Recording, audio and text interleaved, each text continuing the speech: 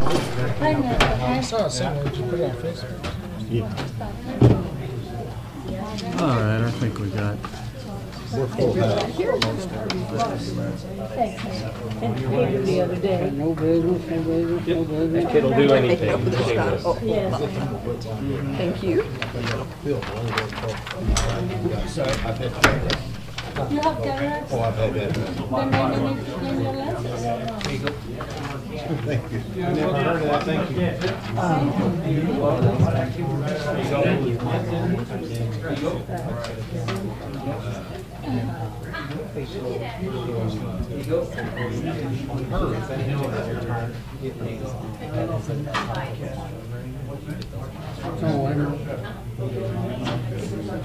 I'm just saying that I know what All right, are we ready to go? Get my feet down My there. brother have lenses. Before we cross the bridge on the right. They have to clean his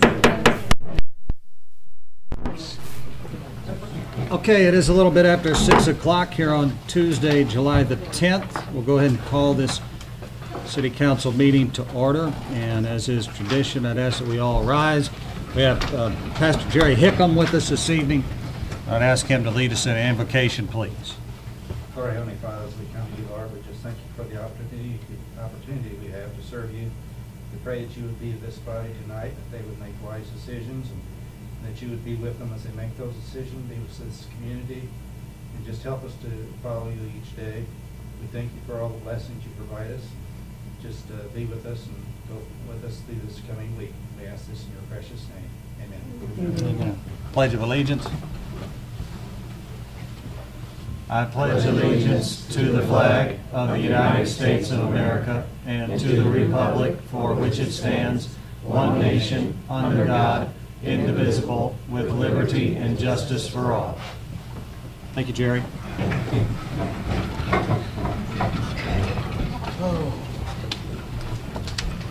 Clerk Hunziker, would you please call the roll?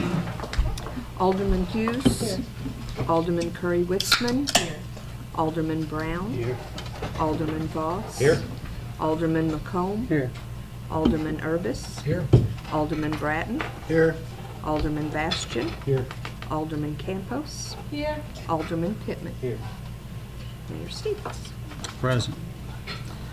All right, thank you everyone for your attendance this evening. I want to make a change, or I guess point out something that wasn't accurate, and that's we have on the agenda the presentation of a resolution. It says here in honor of the 100th birthday of Paul Stout. That it should have been the 100th anniversary of the passing of Paul Stout, and this was a resolution that was requested from Steve Bost on behalf of the Shawnee Detachment of the Marine Corps and also the Murphysboro American Legion, Paul Stout, Post 127. There was a few members of his family, I think, that were unable to be here this evening that I was going to be presenting this resolution to. And so what I'm going to do and what they asked me to do, there's a event on July 21st at the American Legion where I'm going to formally present a framed copy of this to them. And so if I could, I'd like to read it into the record and then have us formally vote on it, and then I'll present it to them at that time, at that ceremony. So with that being said, whereas it is altogether fitting and appropriate to mark the passage of time, the passing of those people that have helped lay the foundation of our country and our community, and whereas Paul N. Stout was born in Johnson County in November of 1897, and whereas shortly after his birth, he, along with his father, U.S. Marshal Cooper Stout, and his mother, Mary, moved to Murphysboro, and whereas having been appointed to work on a local draft board, Paul Stout could have sat out World War I in the comfort of his home, and whereas Paul Stout was eager to serve his country, he left his position with the board and enlisted in the United States Marine Corps.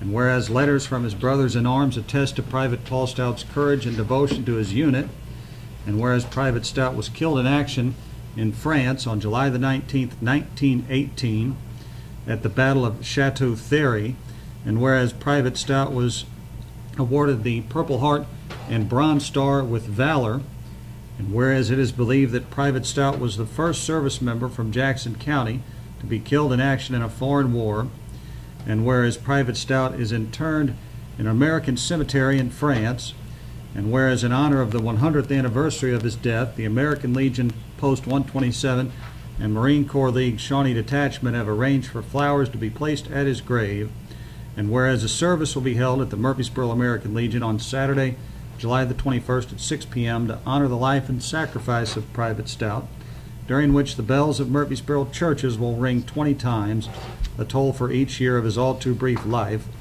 And whereas the City of Murphysboro wishes to show our full support and express our deepest gratitude for Private Stout's service to his country and community, therefore be it resolved that July 19th, 2018 be declared Private Paul N. Stout Day throughout the City of Murphysboro.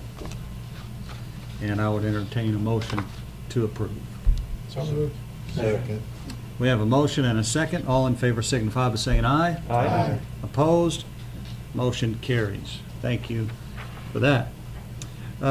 Now we have on the agenda, and we have some guests with us tonight in the audience, representatives from Commonwealth Edison, and they are going to make a presentation about what looks to be quite an extensive project here in Murphysboro and the cleanup of the old gas plant. And so I'd welcome them to come forward and introduce themselves and tell us what we're going to see unfold here in the coming months.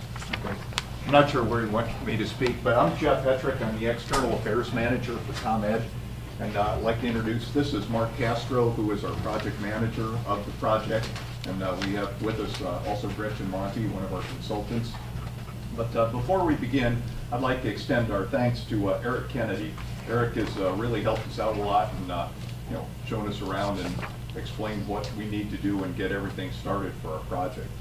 So with that, we wanted to talk about a manufactured gas plant that is on the edge of town. And Mark, if you want to flip it. Everybody asks about manufactured gas plants. Back in the 1900s, there was a lot of coal in the area, but there was no natural gas. So what a lot of people did was they would partially burn the coal, suck off the gas that was produced out of this, and use it to do the street lighting, for lighting in the homes, for some heating and cooking, and it was called town gas. These kind of plants operated roughly through the mid-1900s until natural gas was easy to get to. So if you want to flip it, Mark? Yep. The primary byproduct of this was a very thick coal tar. And the coal tar was used in a lot of places actually as a roofing material. And when natural gas became available, a lot of times the coal tar that was on the project site was just left in place because it was very large, goopy material. So that was under the surface of the ground at the site. Go ahead.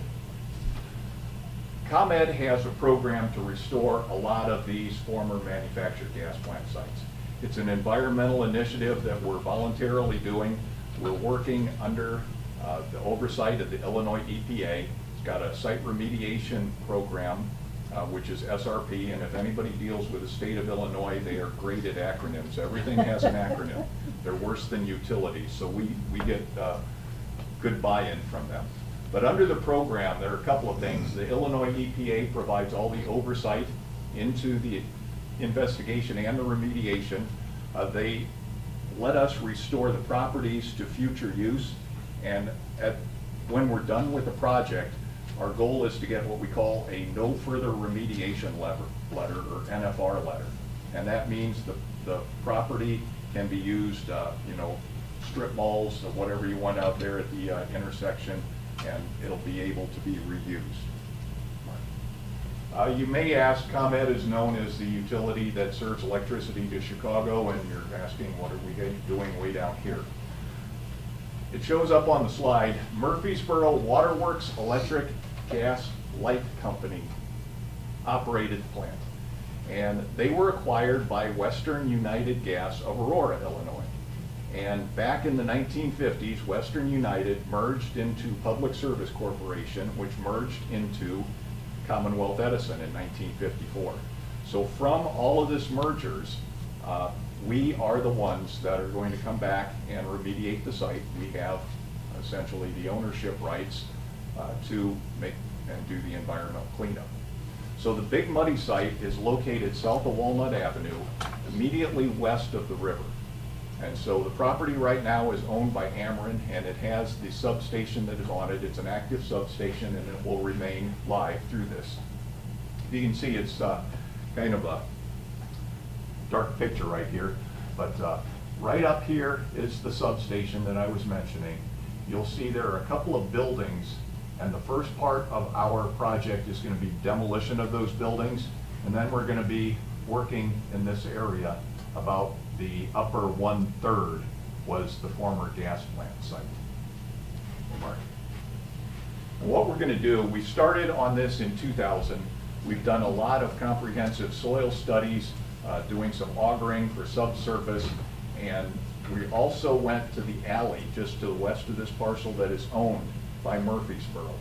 And we are going to be remediating the historical MGP impacts in this whole area. And right now the site is safe for any current users, but what we want to do on this is go after any possible coal tar residue or anything in the northern portion of the site. With that, there are no wetlands on the portion that we're going to be working on, and IDNR also did a historic search, no archaeological sites, nothing that's going to impact our project area. Mark. The planning right now, it went before the Illinois EPA, and in November of last year, we got final sign-off by the EPA, and so the remediation itself is going to be approximately a 1-year-long project, and it's going to be done in 3 stages. The first part is the utilities. If you drive by the site, you will see some of the lines, Ameren lines on the poles. Some of those are going to have to be moved so we can get to the soil underneath them. Then ComEd and contractors will be excavating all of the soil that's in the area down below the level wherever we find any kind of residue. Once all of that is trucked out, it will be disposed of in certified landfills. Then we will be bringing in brand new clean soil, and we're going to take it right back up to the level that it was before. So the clean fill will be used up to the grade, and then we are going to actually reseed the whole area. So the cleanup is being paid for entirely by ComEd. We do have the permits from IDNR, and we have worked with the city to try to secure what we find is an appropriate truck route. You want to go to the next slide.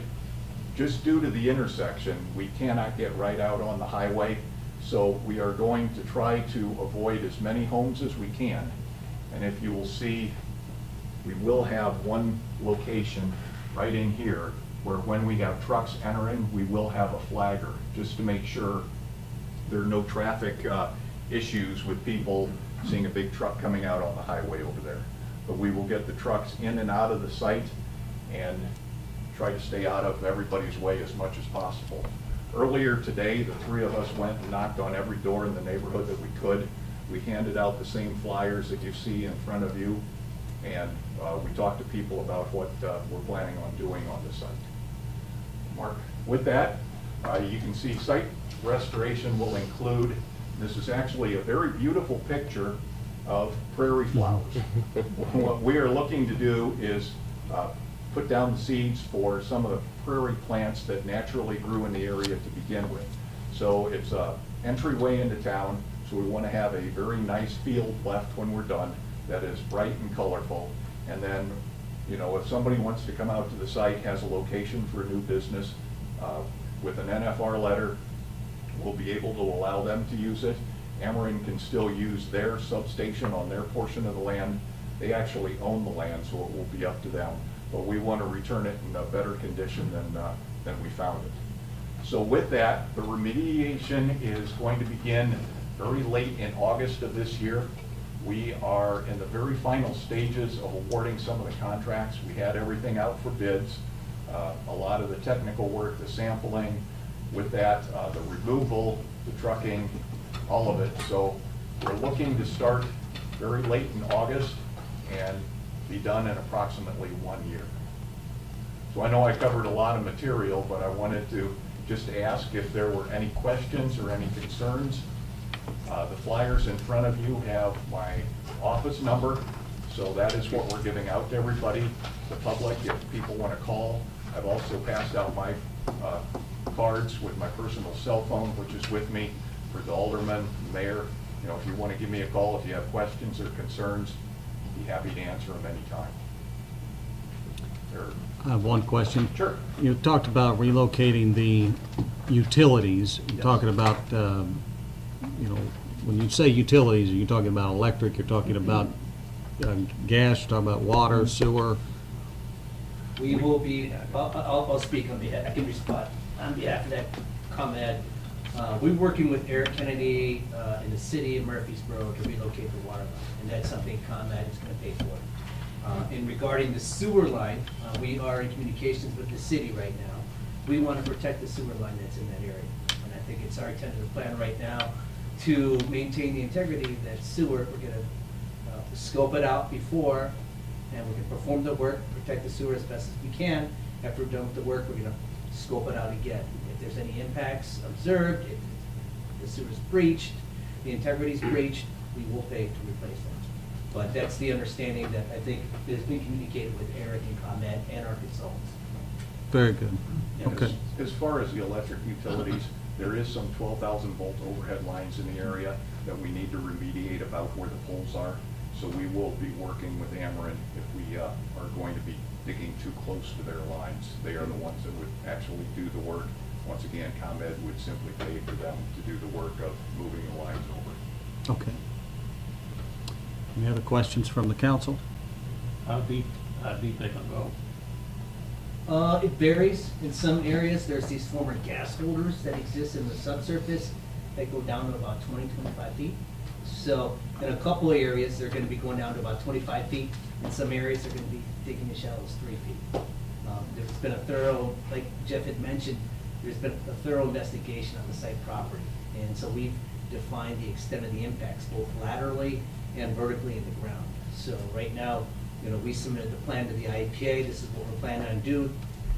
These are our excavation boundaries. They approved it. So certain areas to the northwest of the property are going to be deeper, and then some other areas along the periphery are going to be rather shallow. And just if they ever find anything unexpected in there, you know, I always want to say we're 98% sure of everything, but there is always the contingency. So, you know, if they do find, you know, that there is material or something, they are going to excavate everything else. Any changes will be communicated to the city. We have done a number of these projects, more than 30 of them, so we've gotten pretty specific about understanding what's under the ground. This is our plans as we speak. If anything changes, obviously we will communicate, but we do not expect, you know, to find anything totally unusual. And I think one of the things too I can also add is one of our goals is to work with the city collaboratively. So one of our expectations is we have weekly meetings with our contractors. I'll be down here probably weekly or bi-weekly. And we will invite Eric Kennedy or anybody else from the city who wants to come to the site to you know, view the status, see what's going on. You're more than welcome to visit the site. You had a question? Yes. Yeah, shows my ignorance, I'm sorry, but as you're digging or excavating, you said some will be as deep as 25 feet. That seems awfully deep, but that's wonderful that Sure. that you figured that out. And some as little as 3. But how, like, okay, I worked in medicine, so I know if I take a cancer off of somebody's skin, I have to have a clean edge before I can say that that's gone, okay? Yep. So how do you test, or do you test as you go to know if you have clean edges? Does It's that funny, make sense? Yes, you use the term clean edge. What we've actually run across the same term in this. They will excavate down and you will see little bits of material, and typically it starts larger and then gets less and less and less. Okay. And then we go past the point where we're not finding any more Okay. material, So it's which like is a the pathology clean type edge, thing? very similar Yeah. to it. Yeah. And so that's why in some areas we know that there was a concrete structure to hold, you know, some of the physical holes are 20 feet down. We're going at least 25 feet down to Okay. get underneath that. All right, thank you. And I will also add that there's been previous investigations before to delineate the impacts. Okay. So what they do is they'll put a soil boring down, okay? They advance it down to say 40 feet. Well, they identified impacts down at 25 feet, but they keep going down because they wanted to find the vertical impacts. Okay. Because coal tar migrates vertically down. And then they will collect samples at 30 feet, and 35 feet, and 40 feet. And they will basically grab those samples and they'll submit those samples to the lab to verify that they're clean. They also Same as like a inspect them, too. pathology type thing. Yeah, the lithology. Basically. Yeah. Thank you. You're welcome. Yes, sir. What's the total dollar cost for the construction on this project? Approximate. Approximately? Yeah.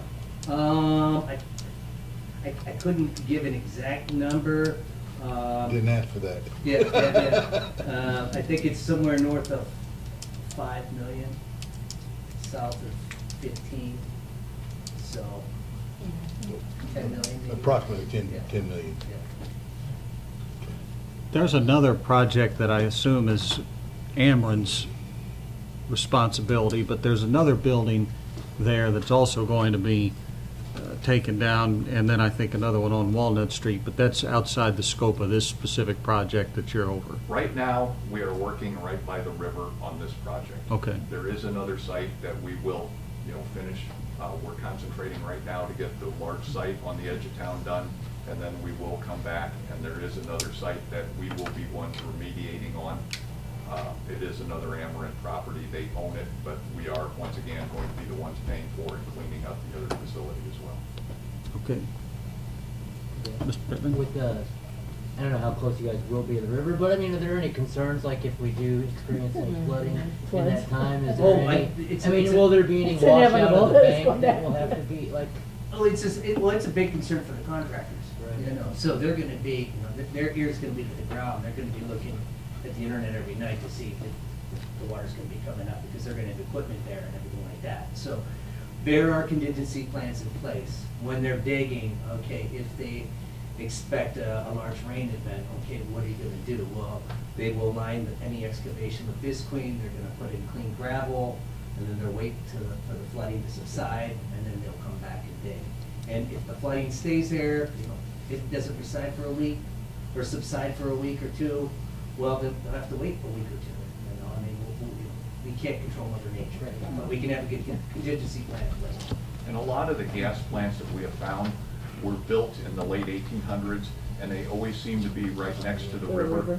And so we've had a lot of experience in building. I've seen coffer dams go up. I've seen a lot of work. But the guys that do this in the field, they understand very well, how to protect everything, to keep as much water out of the trenches as they can, and watch the river for it to come up too.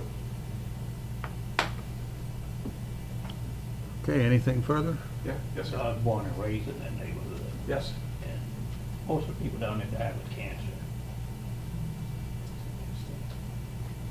I have 5 people in my family that died with cancer. One lady lived down there. I don't know if we talked to her today. So her whole family died with cancer. And they live right down there across from the plant. The plant that was there back in the 1900s, early 1900s, what it did, it put a lot of coal smoke up in the air, which was pretty much what the whole town was heated by back then. And then any kind of coal residue was well underground. It was subsurface. And so it has not migrated. If it does anything, it goes down. It's not a airborne particulate like asbestos might be. And so the residue that we find is buried underground. And when we do this, we will put air monitors to make sure that there is not anything, that's going off-site. We're very careful about making sure of our neighbors in the area. Any other questions, comments? Thank you. Well, we want to thank you to, allow us this presentation. And like I said, my card is up here with everybody. If you think of any questions later on, please give me a call. Okay, thank you. Thanks for your time.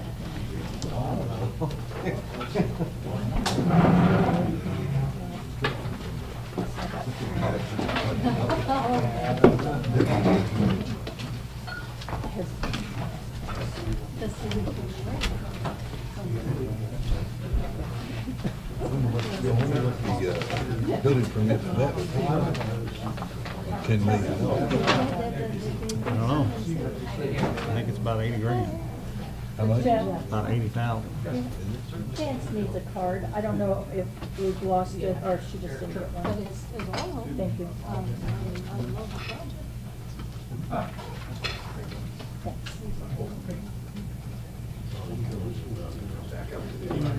Yeah, good luck with that. All right, our next item on the agenda tonight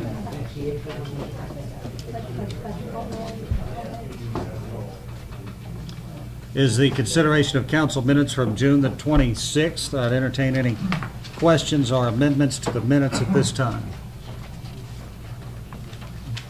Entertain a motion to approve the minutes. So moved. Second.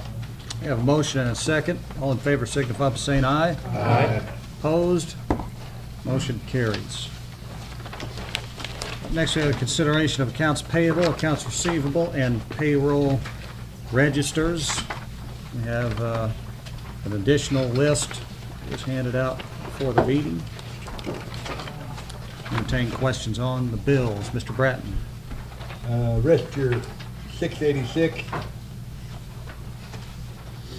page 2. Down at the very bottom, replace a water pump. That was on the rescue truck. Thank you. Also, same register.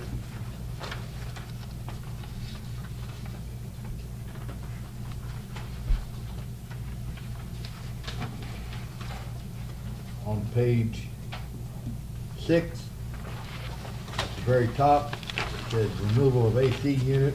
I assume that electrical bill was for redoing the wiring and putting it up to code and putting a pigtail on that, so. Mike Clay. And then on page, bear with me, I'm having a hard time seeing. Page 8, under the Wheel King, seems we've got a lot of boxwood and hose hangers. Anybody know what that is? The only thing I can tell you about that is I replaced one boxwood that the contractor put there that died from the plant. I don't know why it's got listed more than once. I don't either. Well, it must be some sort of just error because it's, I mean, they don't charge you 5 different prices for 5 bucks. Well, yeah, there's- $17 for a box. One of boxwood and a hose hanger is a little bit different. I don't know why they're lumped together. I'd say the hose hanger was $4.99, the boxwood were more. Yeah. I would I'd like to assume have that bill checked before we pay that. Also, on page 10, the downtown festival donation of $500, that come out of tourism. Where are you? What page? 10, Is it a 14? It is. That's tourism. okay. Now at the very bottom, we got a Boss Heating and Air Conditioning for the senior citizens. It says service call, and I think the service call amount is wrong. $121.79. Are you saying that's supposed to be 35? In the contract, I forget what it was exactly. Alderman McComb may know what that is. They Gary? bid it at $35 on our service calls, I believe. It isn't the first time they've, Unless there was additional parts or something that they had on the service call, but anyway. There's repairs and miscellaneous charges on the invoice There is? for $86.79. What were they? Says there's a compressor running backwards, changed wiring unit is functioning, three-phase wiring was wrong. On, The boss bill. okay. Leslie, if you don't mind, try to find out which unit that was. Is that one that we just had put on there, or what? It doesn't say. I Doesn't can call say. boss and ask him. Yeah, just, if you could, the next time you get a chance. And, on the other register, I don't think got any on, I don't have any on that, that's all I have. Leslie, you started to say something on that Boxwood part of the credit card bill. On the roofing, Mhm. how Leandra does the purchase order, and then I disperse it when I enter it, and it must have been a locus error, because it actually is, there was other things purchased, Okay. but it only pulled those two things, which Okay. is very odd. The purchase order was done correct. So I don't know, it just had to have been a So software error. it's a computer error essentially? Okay. So those additional charges were not for Boxwood and Hanger? No. No, it's, She's got it right here. Okay. Well, they're being charged to Jim is what I'm asking, is it something he got? yeah, no, it was, boxwood, hose hanger, chlorine tablets, Oh. Aquanet, chlorine granular. Is So that there you? was multiple Okay, things that's fine. charged, and that's how it Okay. was entered, but I don't know why it didn't Okay. disperse it right on the report. So it is to the correct account anyway? It is, That's- Yeah. it's just That's- a description thing where it carries Yeah. down that complete description, each line as if it's Boxwood, Boxwood, Boxwood, Okay. Boxwood, but it's certainly not. I mean, Yeah, I don't- It lines up exactly what the bill says here. Most of the cost of that is chlorine tablets. Okay. So I'd say we could probably pay that bill. Yeah. Now, with the, do we not have a service contract with them, or a guarantee with them? With who? With that- Locust? With Locust? Yeah. Okay, so if it happens again, that's something they'll come in and fix for free, I assume? I don't know if we can pin that as an error. I think it's just the way that it distributes the description. Okay, all I right. don't think it's necessarily an error per se. I think it's just a quirky thing that the way it operates. All right, thank you. Any other questions on the bills? Mr. Urbis? I had one on page 2, I know it's the second, the aluminum totes, and I know we see that often, I know that's sewer plant, that's chemicals, right? Yes, sir. Is that something required with the new plant that we didn't? Okay. And how long is that? You know, how often, so $6,000, how long does that last or whatever? Probably, depends on the time of year, probably a couple months, maybe 3. Sometimes a year it's worse. Okay, thank you. All right, do we have a motion to pay the bills? So moved. Second. We have a motion and a second. All in favor signify by saying aye. Aye. Opposed? Motion carries. That takes us to our regular committee and commission reports. And we go to Budget and Finance, chaired by Mr. W.J. Pittman. W.J.? I think this is the first for me. We've got no old business and no new business, unless anybody has anything. Is there any public comment on budget and finance? Okay. That takes us out of Budget and Finance. We'll go to Building and Grounds, chaired by Mr. Gary McComb. Gary? There's no old business, no new business. Do we have any public comment on any of it? And just move on with. All right, that takes us to Community Relations, Mr. John Urbis. Well, it looks like we have no old business, and I believe you do have an item of new business, street closure. Well, I did want to mention that I failed to get it on the agenda. I believe we can, under ordinance, close it anyway at the mayor's discretion, but the Unique Shops of Murphysboro and Molly's Pint are wanting to close the first block of 13th Street North from Walnut to Locust on Saturday, July the 21st, I believe, from 3 p.m. until 10 p.m. or 4 p.m. to 10 p.m. They're going to be tie-dyeing T-shirts, and they're going to have a band outside, and I think it's just a collaboration between the downtown shops and them. I don't have any problem with directing Darren to close it off. I reached out to Alderman Boss and Alderman Urbis earlier today and entertain any questions or thoughts about it, since I didn't get it on the agenda in time. You need a motion on it, even though it's not on. Well, I can't, I mean, as long as nobody's got a problem, me directed Mr. Mills to you know, provide the barricades. I don't see how we can object that when we let Brew Brothers do it consistently all year, so. Okay. Well, I will get with Mr. Mills and we'll work that direction. All right, thank you. Any public comment? What was that date again? July 21st. What streets are they actually wanting to close? I'm sorry. It's just 13th Street from 13th. Walnut to Locust. Oh, okay, yeah.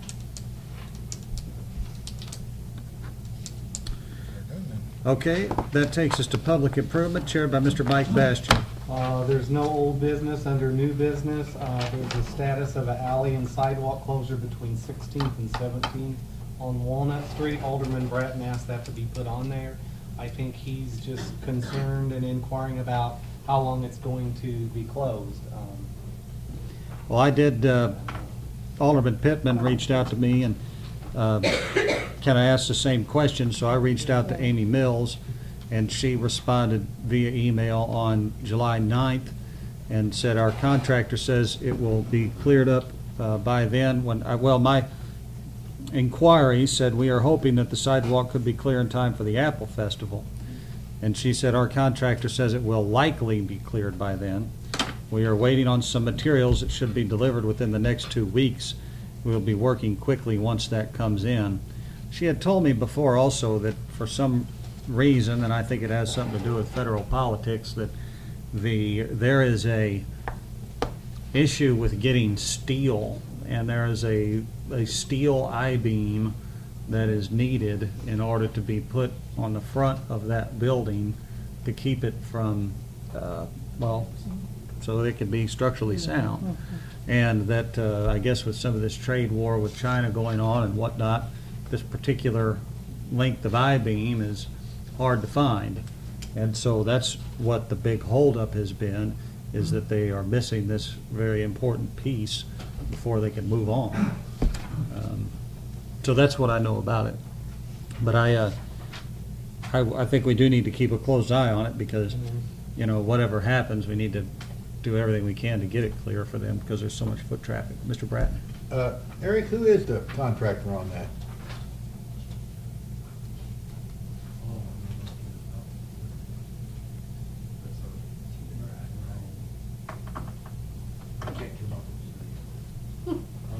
I thought they were still waiting on some of the, Sam Luciano. Who? Luciano or something. SLC Construction.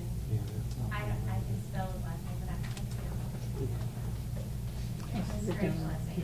He lives down on Tina Drive. Well, I guess, you know, that alley, there's no traffic in that alley. I mean, I'm sure there's some kind, because I don't go by there all the time, but I'm by there very frequently. A couple of weeks ago, I think I saw maybe they had that little track over there digging something or whatever. But other than that, you know, I don't see any traffic for the last 2 or 3 months going down that alley or whatever. I just wonder, you know, it kind of concerns me about one of the parties that I did see up there because I know that he has a tendency to drag a 3-week job out to 3.5 months. And, Well, I'm sure they want to get it done oh, as quick as and anybody. I'm not wanting to cause 17th Street, Amy or Mike, any problem.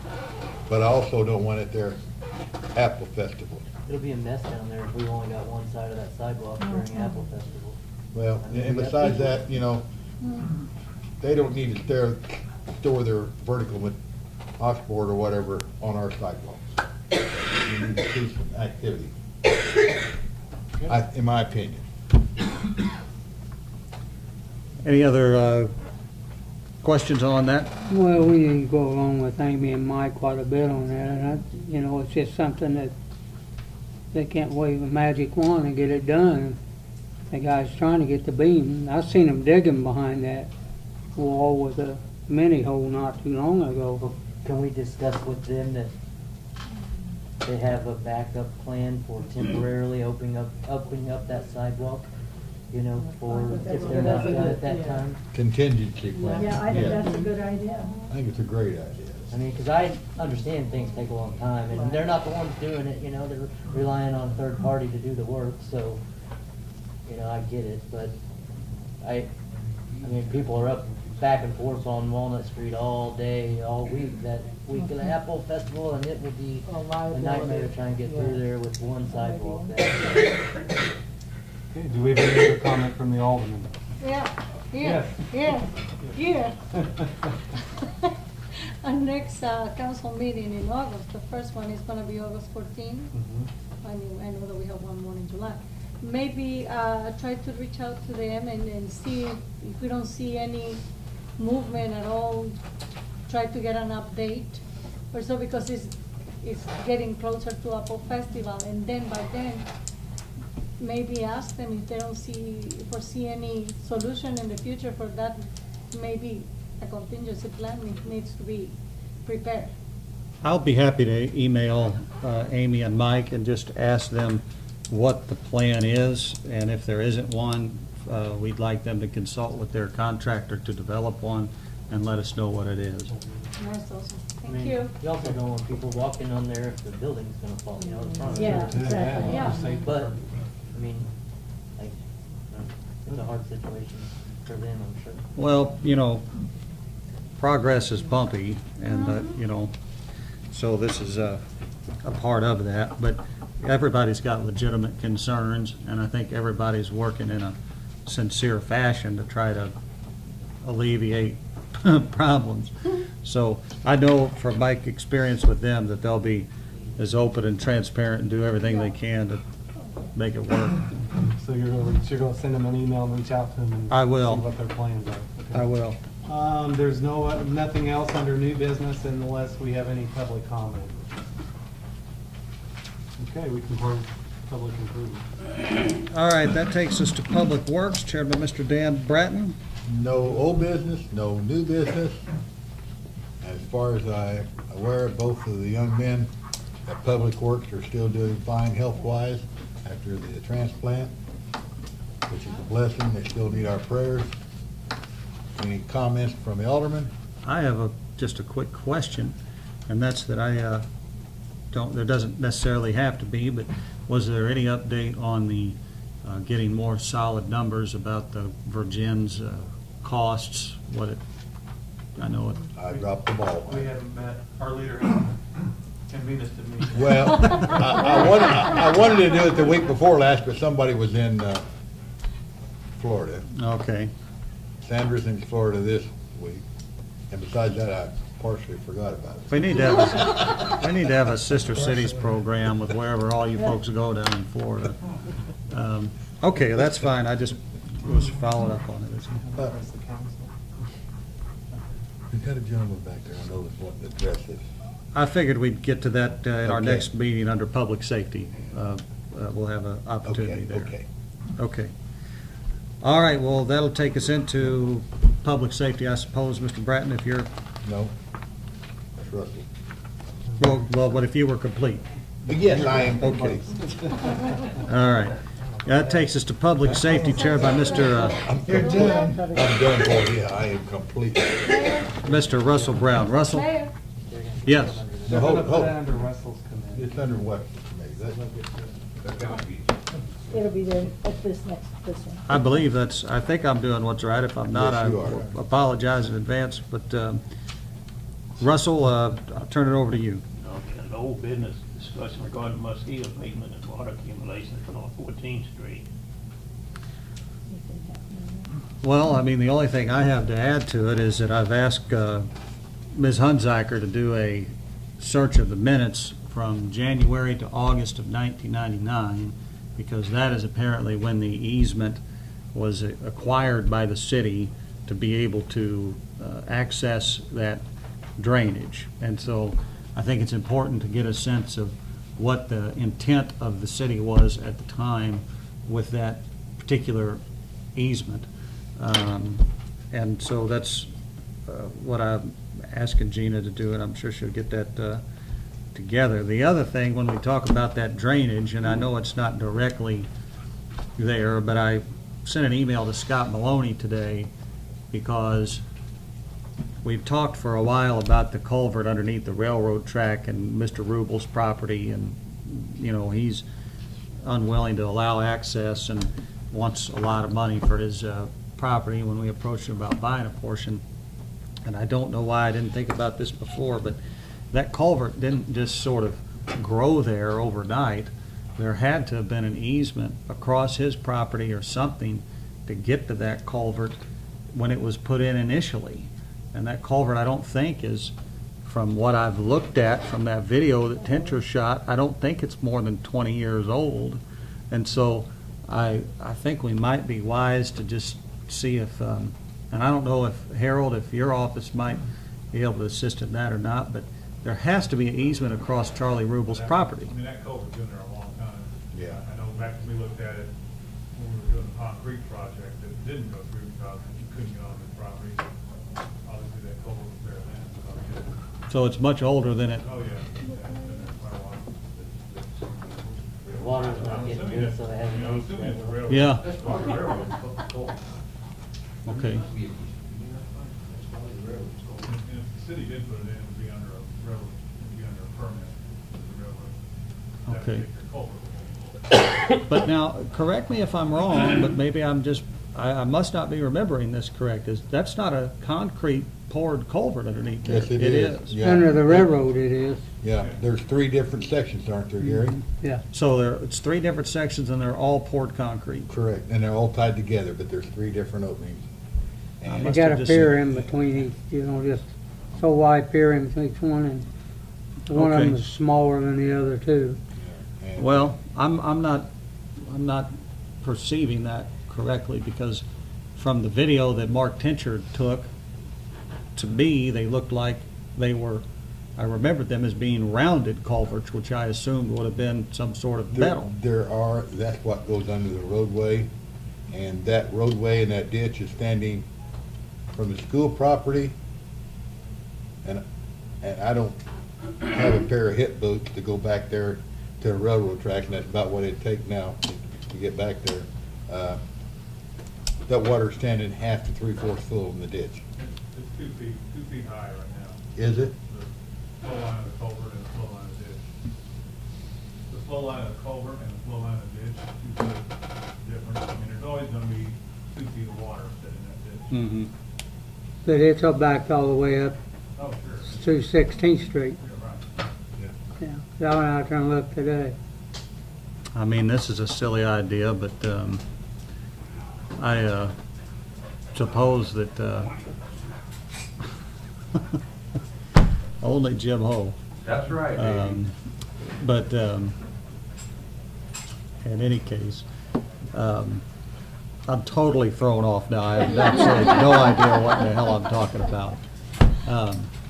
Well, I'll continue to The culvert They underneath go the, on the Mark Teacher. do some research on that and try to figure out, we know that Richard Blake has talked about the ability to perhaps file some sort of suit to get access there, but in any case.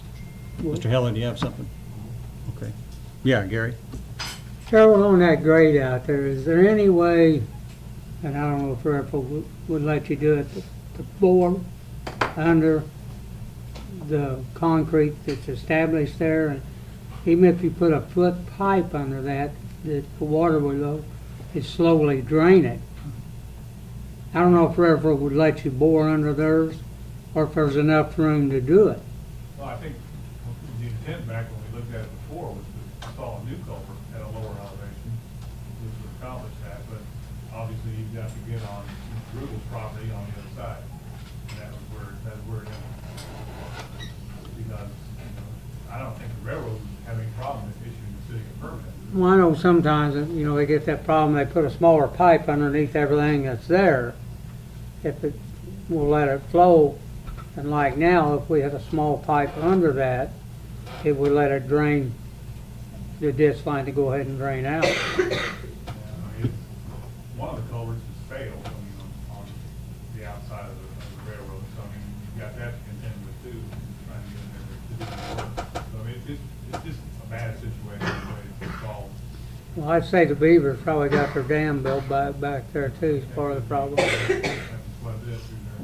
as much as I hate to do this because he's elderly and because of a multitude of reasons, because I got a lot of respect for Charlie Rubel, at some point, I'm just getting to the point where I feel like we're going to just have to file the necessary legal steps in order to just force access No way you're gonna get it done. to that. Because nothing else, I mean, we're sitting here spinning our wheels in these council meetings every month, trying to figure out some way to do this when it seems like there is an obvious need. Mr. Bratton? I am in agreement 300%, and it's not going to get any better procrastinating another 6 months, and I'm not putting the blame on anybody but us right here, and no particular person. But it's just, we do need to do something, and, you know, at the last meeting, Ed, we asked if we could take it by, yeah, or whatever that would detail, you know. I don't have a problem paying a legitimate price for the property, a certain amount of property, however much we need, you know. But we've got to do something. We owe that to the citizens of Murphysboro. It's stopping water flowing from all over town, not just. I'm sorry, does Ms. water Hughes? actually get on Mr. Rubel's property? Well, it does once it builds up enough on the south end to Wouldn't you clear think through that the. he'd want to get rid of that too? Well, he says no, but Doesn't matter. It doesn't really affect him. Yeah, on the edge of it the affects property, the it doesn't- other properties much It more. doesn't really affect him. Okay. Right. Well, what Then what what he's gets worried about through is, probably drains he's afraid on more that. water coming at him Mhm. is going to affect him. And he's afraid that the contractor's going to tear up his yards, and that's what Right. he's fighting with. Mm-hmm. And he wants to get $650,000 for that property. Yeah. Well, he needs to be nice. Which is, you know, I mean, I hope he gets it. I'll use it as a comparable for my house.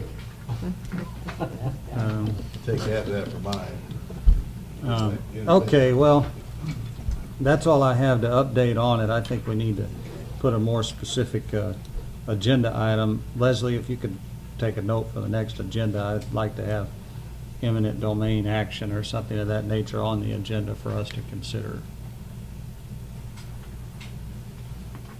We don't have anything on the new business. Any public comment? Yes, sir. Name's Kimmel, 427 North 15th Street, and we still have lots of water problems.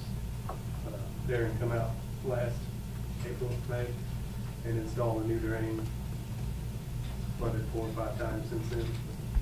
So I don't know what the answer is. I'd like help finding an answer. Thank you, Mr. Kimmel.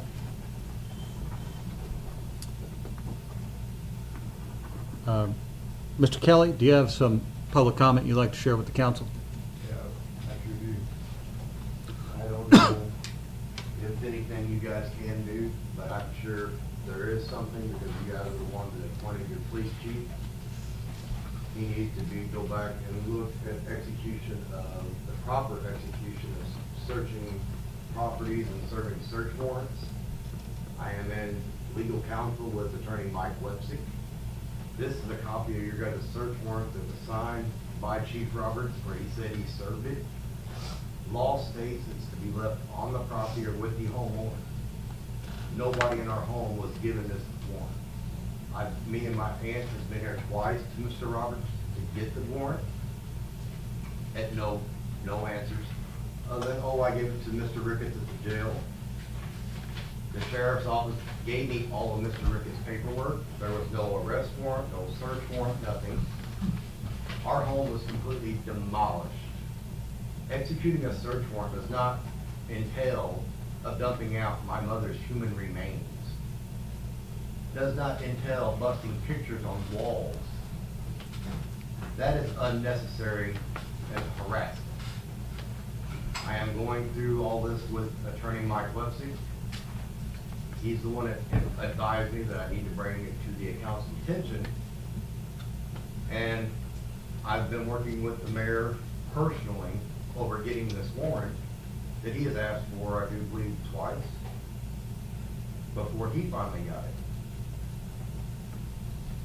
And still, we have issues with your department over the way they're executing warrants and stuff, doing things where they're the ones that's supposed to be protecting the law, while serving the law, protecting the people of this town, when originally the call that led up to this warrant came from our home in the very first place. We noticed the stolen item brought to our home, we notified the police. But yet our doors are kicked in. I have pictures on my phone where there is damages to the structure of the home by doing that. And it's our responsibility to pay for it whenever the warrant was not executed correctly. There will be legal ratifications that I am seeking with Attorney Mike Webster. That's all I got for now. Thank you, Mr. Kelly. Is there any other public comment concerning matters of public safety? Mr. Kimball. One more thing while I'm here. North 15th Street, first block north of Walnut Street. There's no signage on either side of the street. And they park on both sides. So when you turn off Main Street, if you're all the way up in there, you gotta back all the way back out to let Main Street traffic through. Okay. North 15th Street, directly the first block off Walnut, is that what Yes, you sir. said? Okay.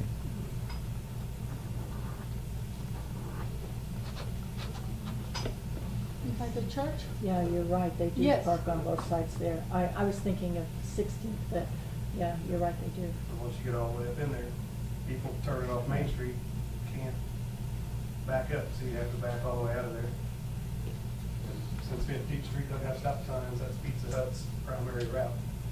Okay.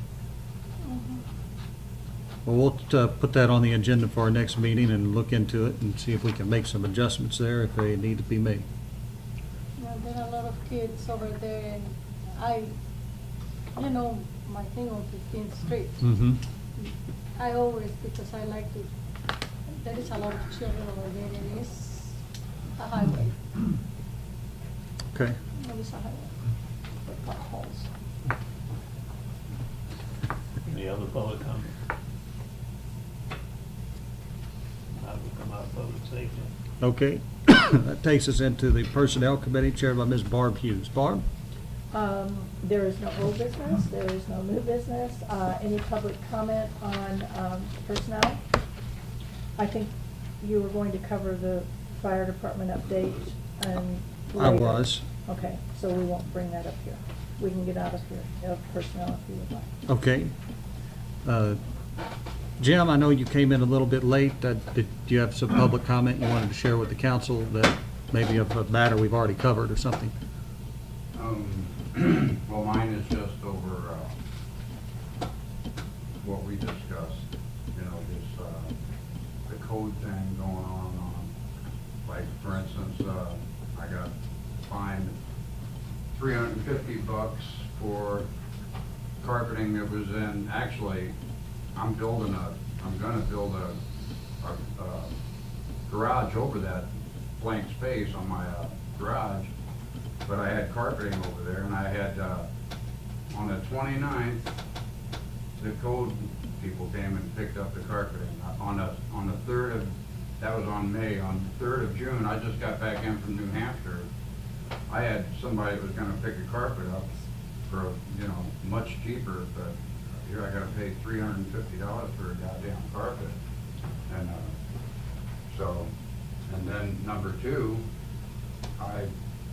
during the storm the other week, I almost got crushed by the tree, and I have a tree down in front of my yard, and what I'm asking is if I could have some leeway and time to get that tree up, because I got hit in the back of the head, and I'm a disabled veteran, and I'm on a fixed income, and I don't have, I just broke my chainsaw cutting the thing, and I don't have any other funds to get it picked up this month, And so it's gonna be down until I get paid and get a new chainsaw. I don't make what you people make. But, Well, I don't know how that you exist if you make less than we do. Pardon me? I don't know how you exist, sir, if you make less than we do. Yeah. Would you like to see that $250 I don't know, or $30? I couldn't win in a court of aldermen and everything anyway, you know, but I was stationed in DC. I absolutely hate politics. But, and then I asked somebody about what the age for a senior citizen is to have your stuff picked up on the side of the road. And I said, I'm 62. You know, at one time I told someone, oh, that's not old enough. And I'm like, well, what is the age? Well, it depends. What in the hell does depends mean? You know, is that something you wear or what? You know? Some people do. So that's my question for getting stuff picked up. And then I'm getting yelled at for stuff that's on my property, and I look around town and there's other places, you know. I guess maybe these are big shots in town, but they can get away with it. I'm not okay with that. Jim, you know, you're assuming a lot of things. I'm assuming a lot of things, and I'm also packing my trash and heading out of town because I'm not a happy camper here. Well, right? you know, What's the address? 1014 Orlando. Okay. And then, there's also on Marlinda, I'm not gonna mention names, but vehicles parked on both sides of the road, you can't even get through the damn road, you know? So, yeah, this is the last, Will, this is the last, I won't come to no more meetings, you know, but I just had to voice my opinion. I think I got an opinion as an American. I mean, I served 20 years in the Marine Corps for it. Thank you very much. all right, that takes us to the mayor's report. I don't have an executive session this evening. I do have here the consideration of settlement of pending complaint to make safe and secure the Brown Shoe Factory property. Mr. Hiller, do you have anything to report on this? The only thing I have to report is none. I called for the vendor again today to see his reaction to our proposed contract, and I did not get to hear back from him. All right. I guess there's really no way to speculate, but do we think we can have a determination or something to vote on by the next meeting? I told the vendor we gotta have it or we're going back to court. I think that'd be appropriate, just because it feels like we're right here on the... Well, you know, I hadn't pushed it too terribly hard because Carl just died. So Sure. Carol can't be feeling real good about doing hard business right at the moment, but there's an end to that too. Right. And I don't have any problem telling them, council wants that lined out by next meeting. Well, I just, you know, I rode my bike down there yesterday night, and it's an eerie feeling standing at the base of that wall closest to 19th Street. It's not something you don't want to have a picnic there, I can tell you that. What were you doing that close to that wall? You're important. Not exercising good judgment. I have listed here fire department update. I know Chief Swafford here in a moment is going to, under department head requests, he's provided some numbers here that I think it'd be worthwhile your time to review, but they've had a lot of activity lately.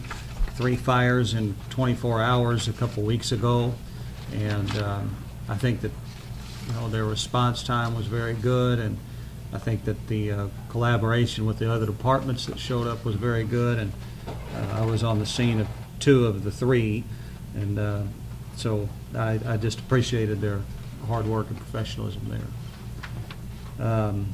We have 6 candidates. We had, I think 10 applicants for the fire chief's position. We have narrowed that down to 6 candidates for interviews. I don't know that we have set those interviews yet. We've set the date only. Have we? Okay. Next Thursday. Okay. So that's... It's the 19th, it's next Thursday, Mary. Maybe I'll put that on your calendar. I need to, if it's not on there already. So that's the update. That's the 19th. There. Chief, do you want to go ahead, Swafford, and speak to the reports that you handed out this evening? Sure. It's just a brief summary of our calls. I actually included the last 3 years. The first page is the first 6 months of 2018. kind of had a brief description on the left column there, what kind of calls we have, and then the frequencies, numbers of them. And then the total calls, if you look over the far right, the 186, that's how many calls we've had so far this year. I took over chief, we were doing about 170 calls the whole year. So our calls are definitely up. I included the 2017-16 to kind of show you where the uptrend is. A lot of it are first responder calls.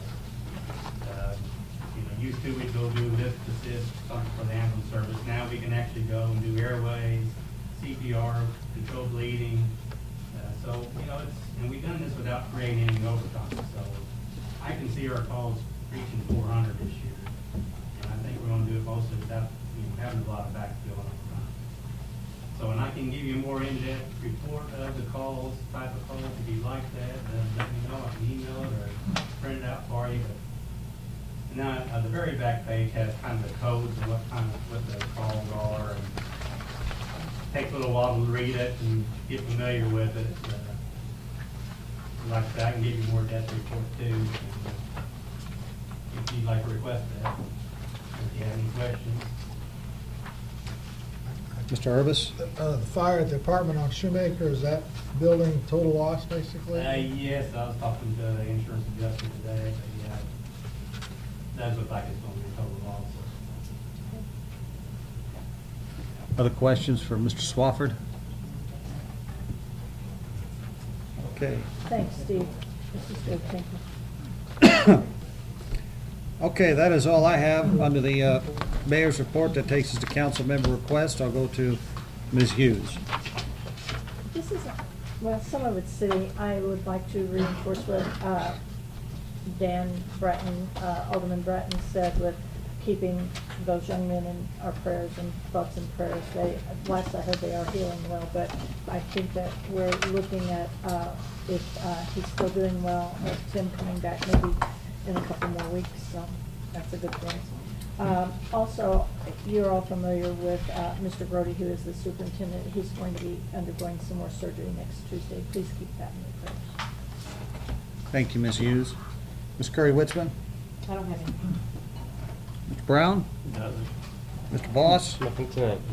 Mr. McCollum? No, thank you. Clerk Hunsaker? Nope. Mr. Urbis?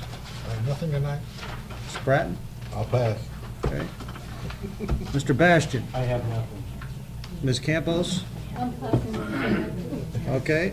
Mr. Pittman? Okay. Not following all that with them. That takes us to department head requests. Go to Attorney Heller. I know nothing. All right. I bet Joyce will second that.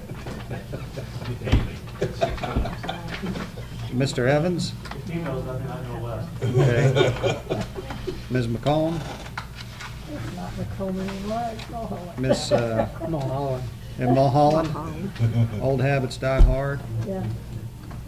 Mr. Sheffer? I actually have something.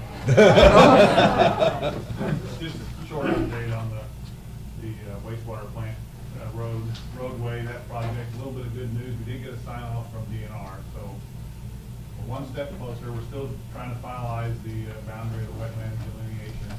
Essentially what that is, they will determine how many acres we're taking out of the wetland by filling in the roadways in order to raise those roads up. And so there'll be some mitigation issues with that. Same thing we're gonna have on 7th Street with the construction of the detention basins. Some of those areas out there are in wetlands, and so you do have to mitigate when you take wetlands up. So hopefully we can do something on site. If you get into what they call wetland banks, more or less all they're doing is just taking money from you to create wetlands somewhere else. So we're still in the final phases of that. Once we get there, we'll be ready to go out for a bid. Thank you very much for that update. Mr. Swafford? Okay. Lieutenant Laughlin? Mr. Manwaring? Nothing.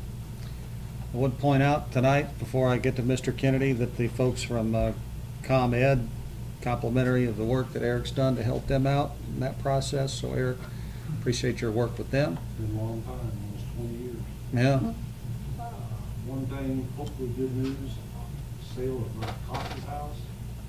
I've got somebody says they're gonna be there Friday morning. Well, that's great news. Well, that is good. You maybe have new neighbors. Are they bringing a wrecking ball? They're gonna live there.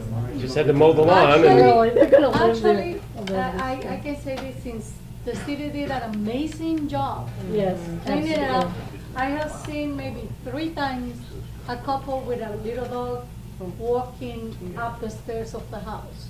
So I hope that they will be, but I have seen people walking the property. So that's awesome. Good. Thank you, Eric. Thank you. Leander, you're here.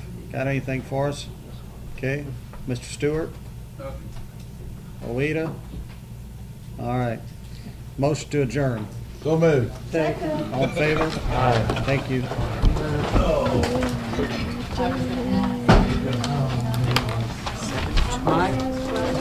Mike.